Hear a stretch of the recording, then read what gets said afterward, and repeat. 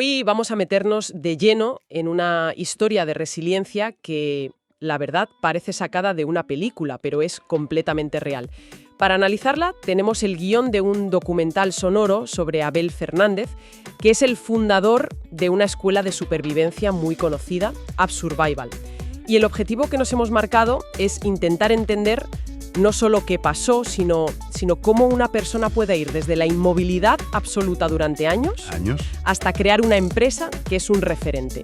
Es un viaje que, creo, nos dice muchísimo sobre la voluntad humana frente a la adversidad. Y para que se entienda la dimensión de esto, el guión arranca con una frase que te deja helada. 3 años, 1095 días postrado en una cama. Y ojo, es que hay que insistir en que no es una metáfora, no es una forma de hablar, es literal. Esa fue su realidad. 1095 días. Es que es casi imposible de procesar. Vale, pues empecemos por ahí, por esa caída al abismo. El guión sitúa el inicio de todo entre 2010 y 2016. Habla de un deterioro progresivo que, culmina en 2013. ¿Qué le ocurre exactamente para llegar a esa situación tan extrema?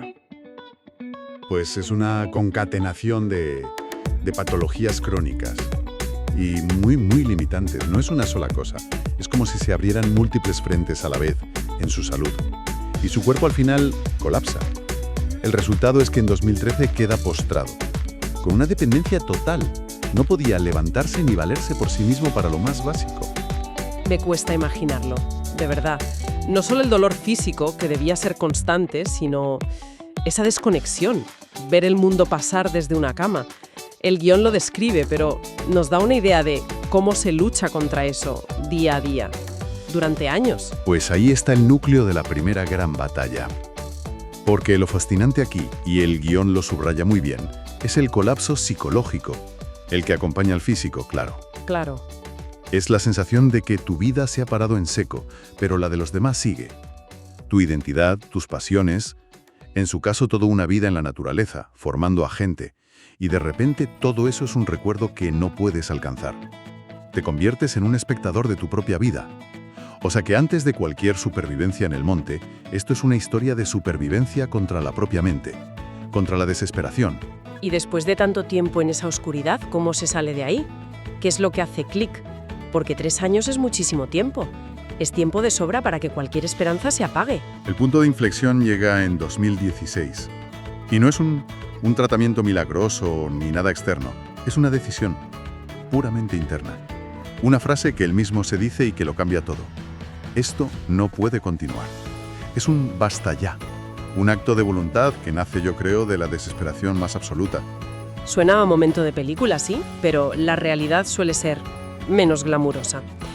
Me imagino que decir basta no te hace levantarte y echar a correr, ¿no? Para nada. Y esto es crucial entenderlo para valorar lo que vino después. No fue una recuperación mágica, ni mucho menos. Fue el inicio de un proceso de rehabilitación metódico, autogestionado y, por lo que se cuenta, tremendamente doloroso. Es que los objetivos que se marcan nos dan una idea de la escala. Tardó semanas de esfuerzo diario solo para conseguir sentarse en el borde de la cama. Semanas. Semanas. Y meses para poder dar 10 pasos seguidos apoyándose en las paredes. Cada pequeño logro era una victoria titánica. ¿Y cuál era la motivación? Porque después de tanto sufrimiento, un objetivo vago como estar un poco mejor quizá no es suficiente. Tenía que haber algo más fuerte. Exacto. El motor no era un genérico sentirse bien. Era algo mucho más profundo. Era recuperar su identidad. Quería volver a ser la persona que era. Un formador. Un apasionado de la naturaleza que comparte lo que sabe. No luchaba solo por su salud, luchaba por volver a ser él mismo. Y con ese esfuerzo, que no podemos ni imaginar, empieza a mejorar. Y lo primero que hace, en cuanto tiene un mínimo de fuerza, es volver a su pasión, a compartir lo que sabe sobre supervivencia y bushcraft. Que para quien no lo sepa, el guión lo define como el arte de vivir en la naturaleza con técnicas tradicionales. Empieza a crear contenido en Internet.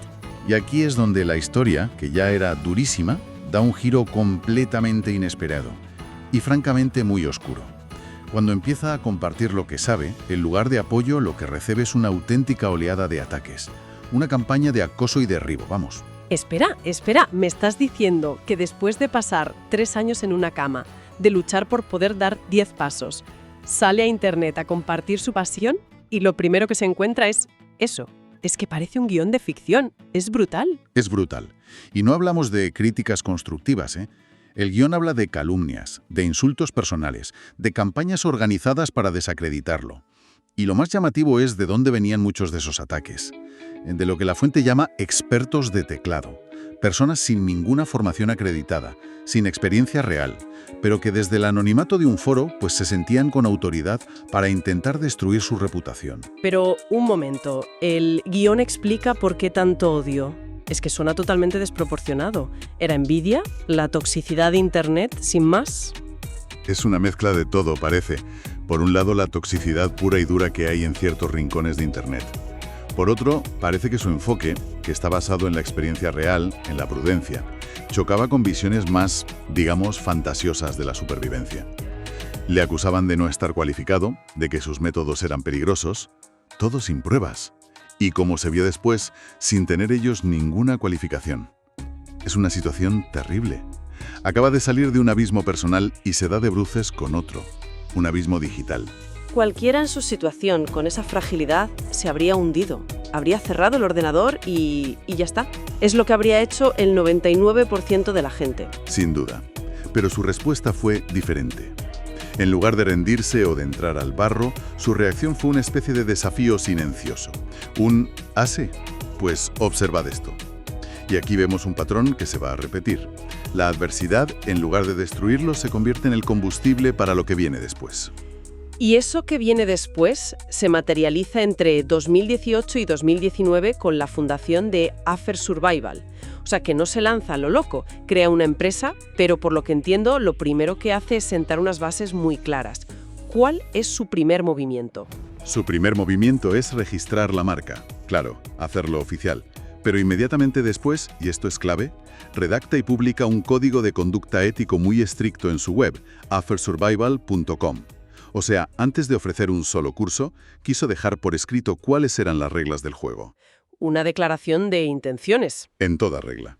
¿Y qué decía ese código? ¿Qué buscaba conseguir con eso? Buscaba diferenciarse, radicalmente, de todo ese ruido tóxico. Los pilares de ese código son el respeto absoluto por la naturaleza, la enseñanza basada en evidencia y experiencia demostrable, y la seguridad como prioridad absoluta. La filosofía de fondo es muy clara. En el mundo real, un error en supervivencia no es una anécdota, puede ser una tragedia.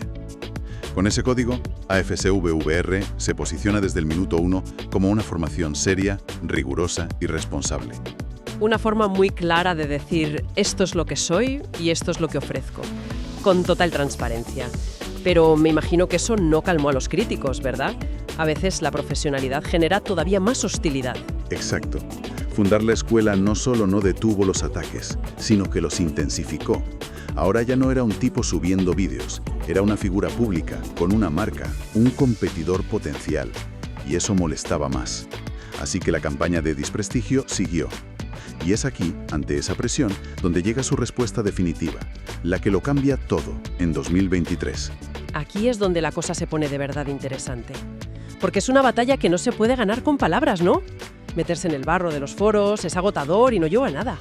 ¿Qué hizo entonces? Hizo algo brillante. Se embarcó en lo que el guión llama un proceso de profesionalización brutal. En lugar de discutir, actuó.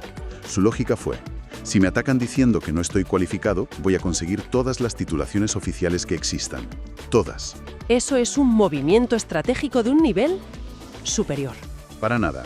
Esto es fundamental para entender la magnitud de su respuesta. Para enseñar legalmente actividades en el medio natural en España, la ley te exige, como mínimo, ser guía de montaña o monitor deportivo. Son titulaciones oficiales que requieren años de formación, pruebas físicas muy duras, exámenes. Cientos de horas de práctica, supongo. Exacto. No es algo que se compre.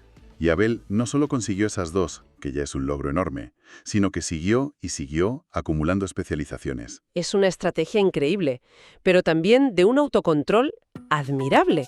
La mayoría, ante un ataque así, saltaríamos a defendernos, con palabras.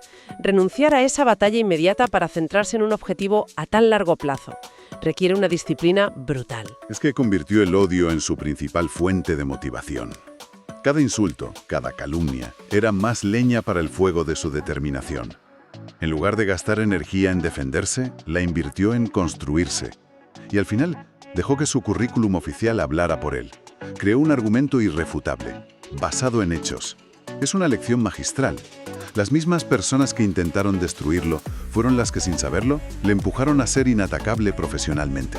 Sin embargo, y esto me parece uno de los puntos más honestos del guión, se deja muy claro que esto no es un final de cuento de hadas. La victoria no es curarse y vivir feliz para siempre. La realidad es mucho más compleja. Mucho más. Porque las patologías crónicas que lo llevaron a aquella cama siguen ahí. No tienen cura. Y esto significa que su vida es una lucha constante. Hay días buenos, en los que puede hacer una vida, relativamente normal, y hay días malos. Y el guión es muy gráfico describiendo esos días malos. Tareas que damos por sentadas, como ducharse, vestirse, prepararse el desayuno, se convierten en un triunfo, en una montaña que escalar con un esfuerzo inmenso. Y a pesar de eso, sigue adelante. Eso es lo más increíble. Incluso en esos días de dolor, cuando su cuerpo apenas responde, su mente no se detiene. Sigue creando contenido, planificando cursos, respondiendo a alumnos, enseñando. Ahí es donde está el núcleo de su resiliencia. No en la ausencia de adversidad, sino en la perseverancia a pesar de ello. Hay una frase que, por lo visto, es su mantra y que lo resume todo, ¿no? Rendirse no es una opción, pero no es un eslogan vacío. Por lo que cuentas, no se trata de ignorar el dolor a lo kamikaze. En absoluto. Se trata de respetar sus límites, de saber cuándo tiene que parar y descansar, pero nunca, nunca dejar de avanzar. Es la adaptación constante. Hay días malos. Y el guión es muy gráfico describiendo esos días malos. Tareas que damos por sentadas, como ducharse, vestirse, prepararse el desayuno, se convierten en un triunfo, en una montaña que escalar con un esfuerzo inmenso. Y a pesar de eso, sigue adelante. Eso es lo más increíble. Incluso en esos días de dolor, cuando su cuerpo apenas responde, su mente no se detiene. Sigue creando contenido, planificando cursos, respondiendo a alumnos, enseñando. Ahí es donde está el núcleo de su resiliencia, no en la ausencia de adversidad, sino en la perseverancia a pesar de ella. Hay una frase que, por lo visto, es su mantra y que lo resume todo, ¿no? Rendirse no es una opción, pero no es un eslogan vacío. Por lo que cuentas, no se trata de ignorar el dolor a lo kamikaze. En absoluto. Se trata de respetar sus límites, de saber cuándo tiene que parar y descansar, pero nunca, nunca dejar de avanzar. Es la adaptación constante. Y esa es la definición de la supervivencia real, no la de la ficción. La supervivencia no es luchar contra un oso una vez. Es despertarse cada día con dolor y aún así tomar la decisión consciente de seguir adelante, de construir, de aportar. Si miramos toda la historia en conjunto, las lecciones son muy potentes. La primera, que me parece obvia pero es que hay que decirla, es que el verdadero superviviente no es el que nunca cae. Es el que siempre encuentra la manera de levantarse. Y que a veces levantarse no es un acto heroico, sino un proceso lento, doloroso y con una estrategia. La segunda lección, que es muy aplicable a nuestro mundo digital, es que la respuesta más eficaz a la crítica infundada no son las palabras, no es entrar en esa guerra de desgaste. Son los hechos demostrables. Él no dijo, soy bueno, lo demostró, obteniendo las máximas cualificaciones posibles. Totalmente. Su trabajo y sus acreditaciones se convirtieron en su mejor defensa, una defensa que ya no necesitaba palabras. Y también está esa idea que ya hemos comentado, la de la adversidad como combustible. Podría haber usado su enfermedad como la excusa perfecta para no hacer nada, y nadie se lo habría reprochado, pero la usó como la razón para hacerlo todo, a pesar de todo. Es un cambio de paradigma total. Transforma una debilidad que te paraliza en el motor de una fortaleza inquebrantable. Por eso AF Survival es mucho más que una escuela de supervivencia. Es el símbolo de esa reconstrucción. Demuestra que se puede resurgir de las cenizas no solo con voluntad, que es imprescindible, sino también con una estrategia inteligente, basada en la profesionalidad y la ética. Entonces, para ir cerrando, ¿qué nos deja todo esto? La historia de Abel Fernández es un testimonio increíble sobre la capacidad humana de reconstruirse. AF Survival, al final, no es solo una empresa. Es la prueba material de que se puede salir del abismo más profundo y construir algo sólido, respetado y que además ayuda a otros. Y nos enseña que a veces la respuesta más poderosa ante la hostilidad de fuera es la excelencia por dentro. En lugar de malgastar una energía preciosa, que en su caso era muy limitada, en defenderse, la invirtió en construirse de una forma tan sólida que ya no necesitara defensa. Sus hechos se convirtieron en su argumento. Y ahora, para terminar, una última idea para la reflexión. El relato se centra mucho, y con razón, en cómo Abel utilizó esos ataques externos como motivación, cómo los usó para profesionalizarse y construir una marca impecable. Fue una respuesta, como decías, brillante a un problema externo. Esto nos lleva a una pregunta importante que la fuente no aborda directamente, pero que está ahí, en el fondo de toda la historia. ¿Qué ocurre cuando el mayor adversario no está fuera, en las redes sociales, sino dentro de uno mismo? ¿Cómo se profesionaliza una respuesta contra la propia duda o contra el propio dolor crónico?